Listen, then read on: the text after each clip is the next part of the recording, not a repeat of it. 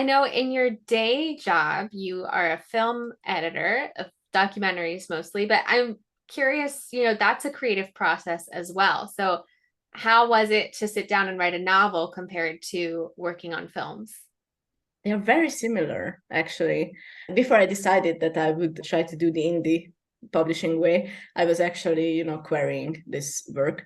And even though I was not successful, I got back a lot of like very nice feedback. And one of the query agents actually replied that she could see my film background like glaringly from the way I wrote the book because every scene is so vivid and it's so cinematic even. So it's very, very similar actually to try to find the right scenes and put them right after each other so that they complement each other. It's the same as in films, except with films, me as an editor, I don't have really much power over what I put down next to each other. Right. Here, it's all up to me. So it's better and it's worse. In some ways, it's like it's up to me, but it's up to me. Ugh. Yeah. Wait, no one else is going to tell me whether I did this wrong. Yeah, I don't have a director sitting next to me. Like, don't put that there. So Yeah.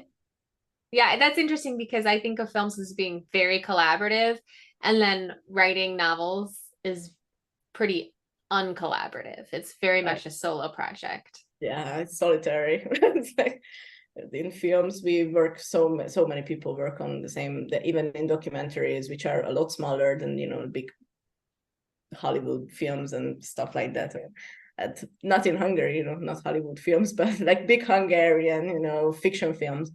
Yeah. But it's a small documentary studio, and we still have like a bunch of people just coming and going. And compared to that, when I, at the end of the day, just sit down and write at this desk all on my own, it's very different, and it's interesting that it's still very, very much the same feeling sometimes. But I think I will never be able to shed this. So my film background and the way I think about scenes and the creative plots and then the stories, the way I write them, I will never be able to just shed my editor ways. So Right. I will always be ruthless when I'm cutting the cutting the scenes and everything. So it may be better. It may be an advantage.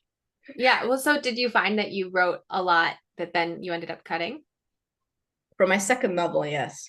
Mm. this this was my first novel ever that I've written. So it was way shorter in the beginning. Like it was like half the length of. It was more like a novella kind of thing. Mm. And later, when I wrote the second book, I had to go back to this, and then I was like, okay, this is not enough. We have to do something about this. And ultimately, I think the plot really thanked me for this because it helped the stuff along. And actually, the excerpt that I read to you, that was added on later. So Mm. something that didn't make the first first Well, round, I'm but glad you added it. It was a very yummy scene. I read that you also play a lot of video games like yeah, Baldur's Gate and yeah. Dragon Quest. Do you have thoughts on the video game narrative versus the romance novel narrative? And are they complementary? Are they completely different? What do you think about that? Well, I can't deny that I play the RPGs for the romance options. So that's an undeniable fact that if a video game doesn't have any romance options, then I'm out. So I started with The Sims when I was like, I don't know, 6 or 7, Sims 1. And even from that point on, I was always looking for, okay, how do I get married? How do I have children? How Yes. do I do this the best way ever? It's like, how do I make my crushing Sims and everything? It's like, I've been a romance girl through and through from the moment I was born. So I think it's I love this tendency in video games that they are trying to incorporate this free will, and RPGs are just my favorite.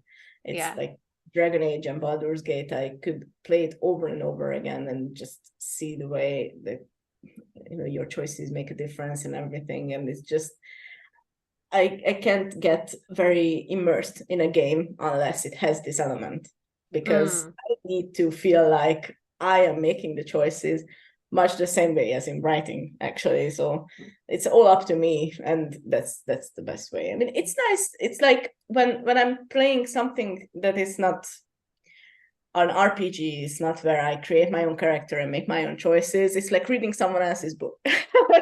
Yeah.